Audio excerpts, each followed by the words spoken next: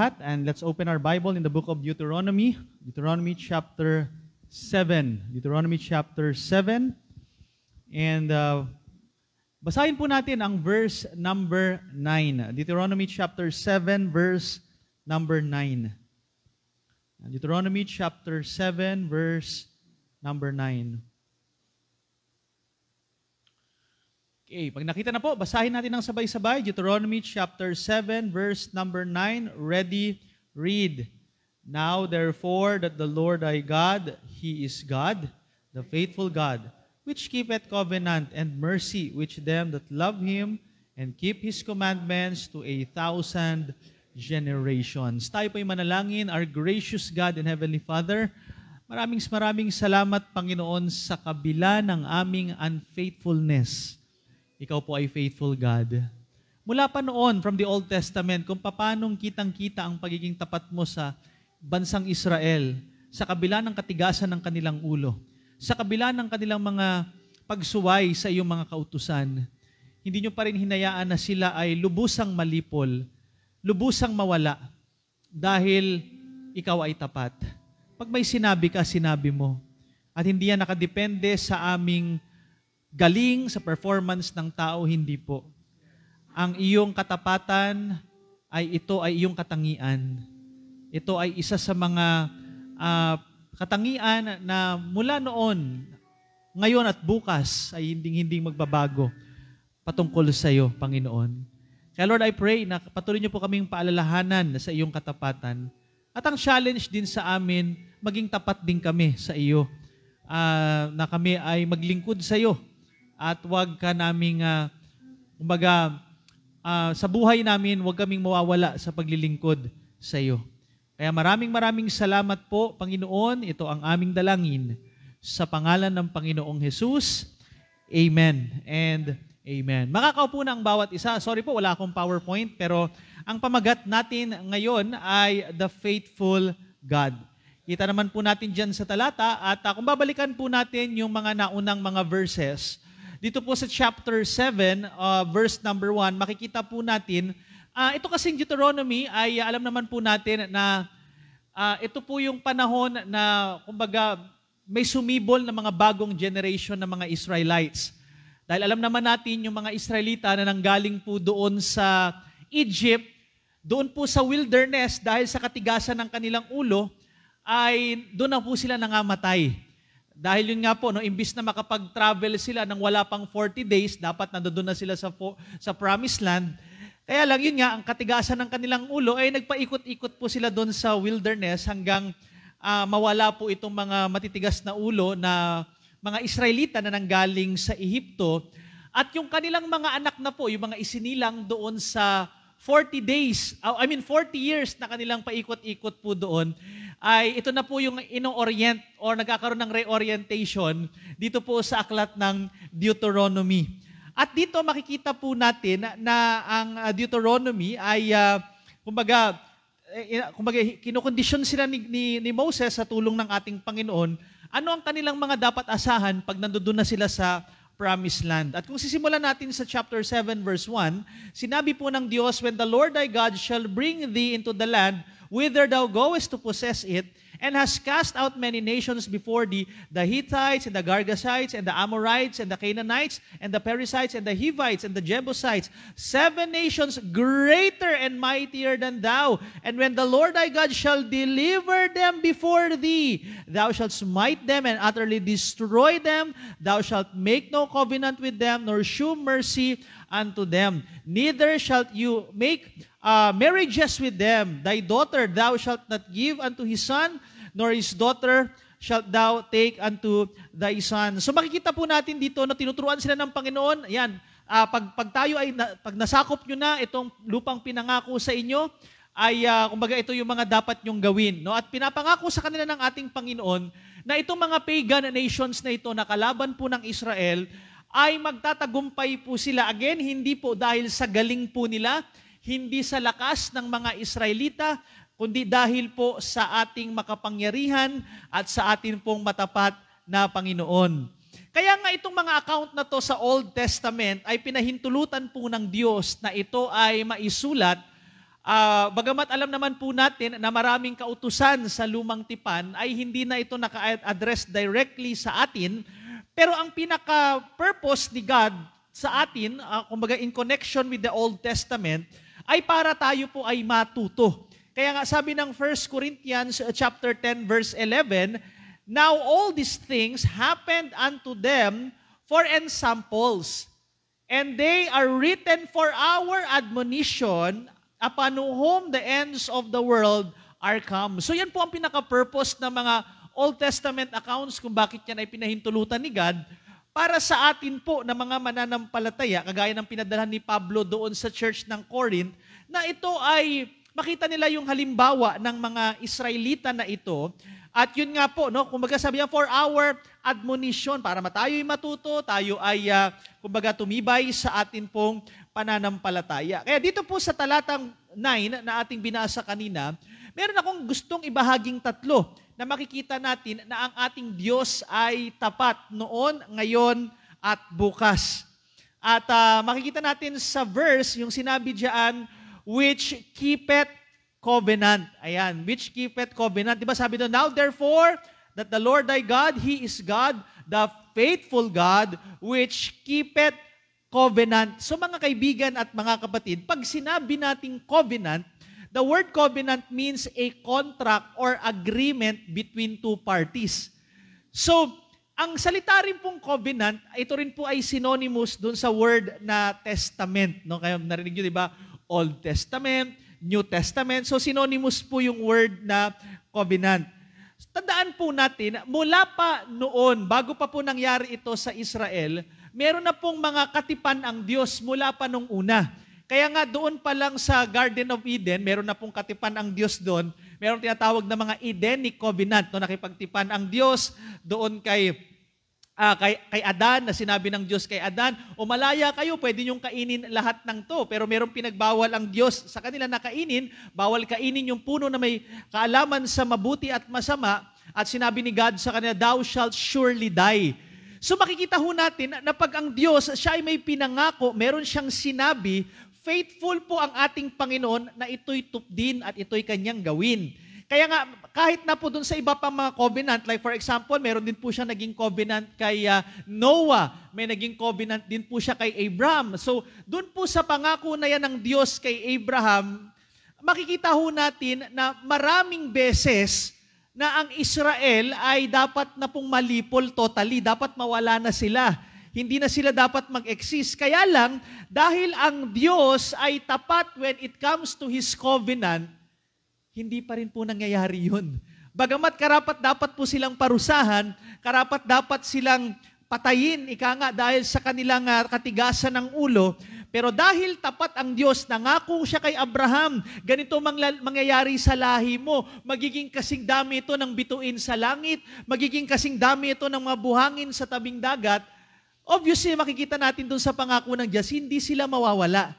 Kasi nga, pinangako ng Diyos kay Abraham yun, at doon sa lahi ni Abraham, lumitaw si Isaac, lumitaw si Jacob, lumabas sa kanya yung 12 tribes of Israel, na alam po natin na dyan ang galing po, no, yung mga Israelita hanggang nung panahon ng ating Panginoong Jesucristo, hanggang sa mga susunod na generation. Kaya nga even sa panahon natin, alam natin na wala na po yan sa mapa, na wala na po sila sa kanilang bansa, pero sila'y nakabalik. Bakit po? Dahil ganon kaseryoso ang Diyos, He is faithful when it comes to His covenant. Alam niyo mga kapatid, bakit po nangyari yung mga bagay na yon? Dahil una sa lahat, sabi nga ng Titus chapter 1 verse 2, ang Diyos, ang God po natin that cannot lie. Pag may pinangako ang Diyos, yun ngang nangako siya kay Abraham ng kanyang unconditional covenant, tinupad na yun, gaya ng sinabi ko kanina, matigas ang ulo ng mga Israelita. Pero since si God ay nangako at hindi po malilipol ang seed ni Abraham, magpakailan pa man, kahit na matitigas ang kanilang ulo, nasusunod pa rin po yung covenant ng atin pong Panginoon. Then sinabi pa ng Malakay chapter 3 verse number 6, "For I am the Lord, I change not." So hindi siya nagsisinungaling, hindi rin siya nagbabago. Pag sinabi nating hindi siya nagbabago, yung katangian niya noon, katangian niya ngayon, at katangian niya bukas is still the same. Kaya nga po mga kaibigan at mga kapatid, ang Biblia ay karapat-dapat nating paniwalaan, ang Biblia ay karapat-dapat nating pagkatiwalaan dahil ang Biblia ay salita ng Diyos at ang author ng Bible ay tumutupad sa kanyang covenant. Kaya nga, pagdating din naman po sa atin, maraming pinangako ang Diyos pagdating sa New Testament, pagdating sa kaligtasan po natin. Bakit tayo naniniwala na ang sino mang manampalataya kay Jesus Christ ay maliligtas? Bakit tayo naniniwala na sino man ang manampalataya ay may buhay na walang hanggan? Bakit tayo naniniwala na hindi nawawala yung kaligtasan po natin? Bakit tayo naniniwala na kahit na kumbaga tayo ay nagkakasala, tayo ay pumapalpak, minsan sumasablay po tayo, pero still, tinutupad pa rin ng Diyos dahil subok na po. Mula pa noon, ang Diyos natin ay hindi nagbabago. He is faithful when it comes to His covenant. Siya po ay faithful, never change, immutable God.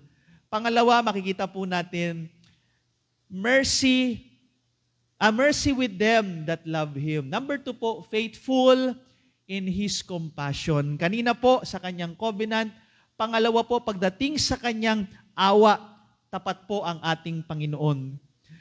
Sabi sa nabasa ko, binigyan niya ng definition ang mercy. Sabi po niya rito, mercy is God's compassion in not giving the sinner what he deserves. Kung yung grace, ito ay unmerited favor. Kumbaga, pabor na binigay ng Diyos, wala tayong ginawa, wala tayong pinaghirapan po dyan, ni katiting, binigay niya lang yan dahil nga biyaya. Sa kabilang banda naman, yung mercy, karapat dapat tayo mapunta ng impyerno.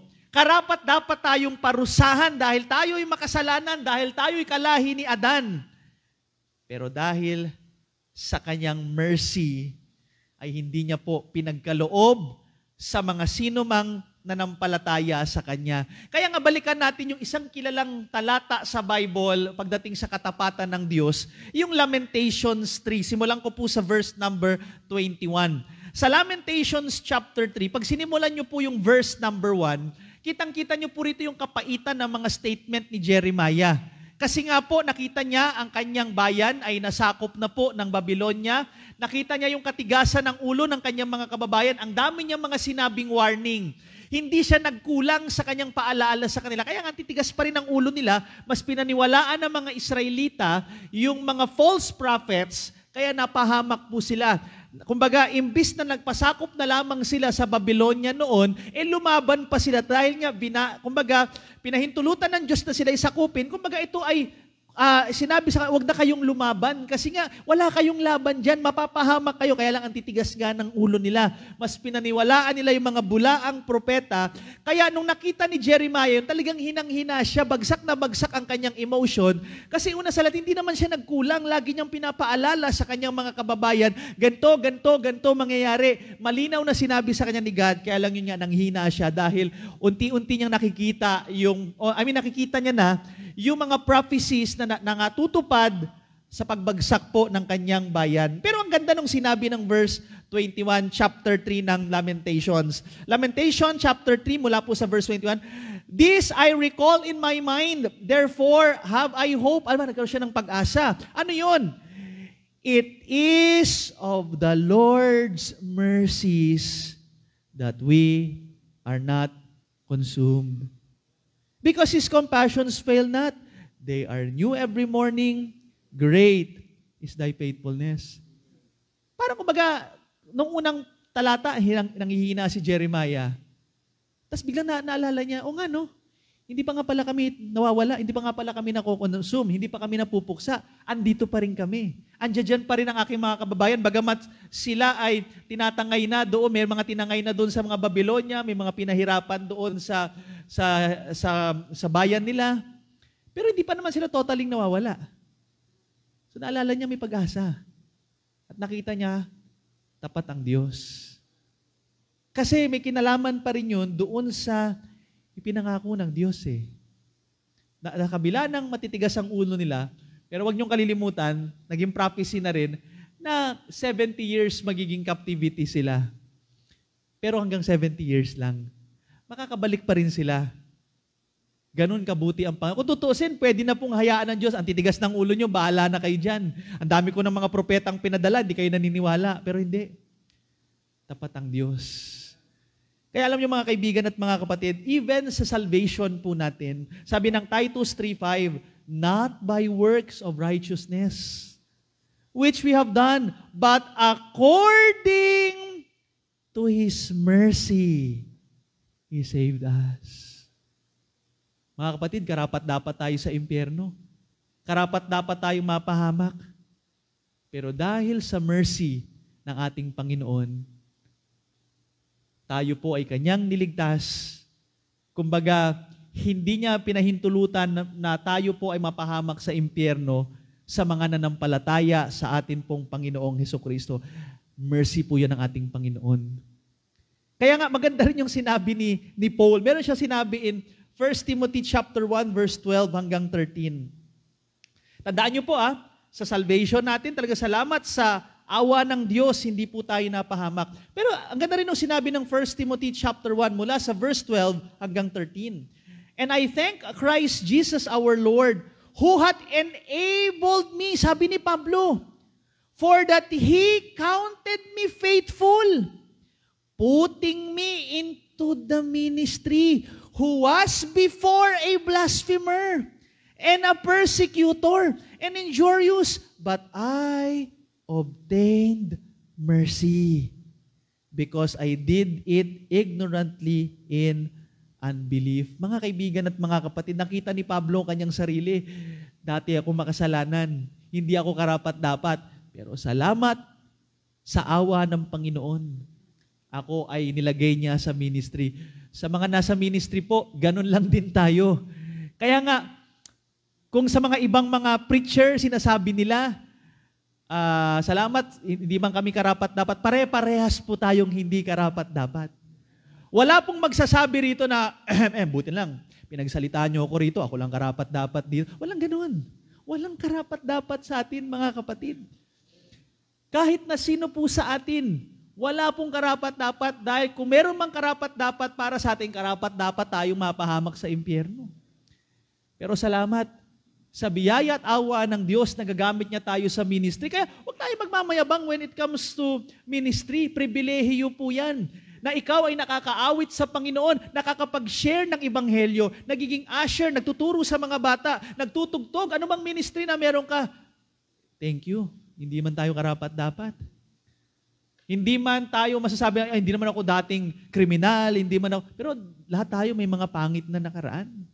Lahat tayo ay mga makasalanan na naligtas sa biyaya at awa ng Diyos. Pero salamat, faithful in His compassion ang atin pong Panginoon, na tayo po sa Kanyang awat biyaya ay naniligtas niya at ginamit pa niya sa ministry. Panghuli po, faithful in His commandments. Sabi ng verse, and keep His commandments to 1,000 generations. Mga kaibigan at mga kapatid, ang Diyos, when it comes to His commandments, faithful po siya, tapat siya. Hindi niya i-violate ang kanyang mga kautusan. Balanse po ang Diyos. Yes, ang Diyos ay may awa, may biyaya, mapagmahal. Pero sa kabilang banda, God is a holy God. God is a righteous God. He will not violate His law. Kaya nga sabi ng Psalm 19 verse 8, the statutes of the Lord are right, rejoicing the heart. The commandment of the Lord is pure, enlightening the eyes. Mga kapatid, ang kautusan ng Diyos, ito ay inerrant, ito ay infallible, walang pagkakamali. Kaya kahit anuman pong era, kahit anuman pong panahon, nagbabago man ang henerasyon, nauuso man yung mga AI na yan, mga OA, kung ano-ano pa, ang dami nang nauuso ngayon, pero still, ang kautusan ng Diyos, it's still the same. Hindi pwedeng sabihin, ay hindi, nagbago na panahon eh. Kasi iba na yung mga panahon nun, mga ancient Israel, wala na yun, bulok na. Hindi po. Ang Diyos ng Israel, ang Diyos ng banal na kasulatan, ang kanya pong kautusan ay walang pagkakamali. It's the absolute truth. Kaya nga sabi ng Proverbs chapter 6 verse 23, for the commandment is a lamp and the law is light. At ano sabi nito? And reproofs of instruction are the way of life. Mga kaibigan, ito yung liwanag, yung kautusan ng Diyos, ito yung gabay natin sa ating paglalakbay sa buhay na to. Ano ba ang tama? Ano ba ang mali? Anong dapat gawin? Bilang isang husband, anong dapat mong gawin? Bilang isang wife, anong dapat mong gawin? Bilang isang anak, anong dapat mong gawin? Bilang isang negosyante, anong dapat mong gawin? Yun ay nakautos na dito sa Bible. Ang Diyos ay nagbigay ng order, ng absolute order, na ano-anumang kultura, nagbabago man ang kultura, nagbabago man ang nauuso, pero yung katotohanan na yan ay hindi nagbabago. At pag ginulo ng tao yung order na yan ng Diyos, talagang nagkakagulo po, nagkakaroon ng problema, dahil yan ang absolute na katotohanan. Kaya nga Proverbs 13:13, whoso despiseth the word shall be destroyed, but he that feareth the commandment shall be rewarded. Mga kapatid, hindi tayo maliligtas sa pagsunod sa batas, but this is the blessing. Pag tayo ay nagiging tapat sa pagsunod sa salita ng Diyos, may reward. Hindi mawawalan ng kabuluhan yung faithfulness na ginagawa natin sa atin pong Panginoon. Kahit naman hindi na tayo, baga paningin ng tao sa atin, yung pagsunod sa katotohanan ng Bible ay hindi na uso, it doesn't matter. Ang mahalaga ay maayos tayo in the sight of God. At yung ginagawa natin, tamang-tama po ngayon ay May 1, Labor Day. Tandaan nyo po, our labor is not in vain in the Lord. Sa mundong ito, yung mga nabibigyan ng mga plaque, mga nabibigyan ng award, na pang dito lang sa lupa, nako, sabihin ko na po ng diretsahan, sayang yan. Hindi na, walang bilang pag yung ginagawa mo ay hindi para kay Lord.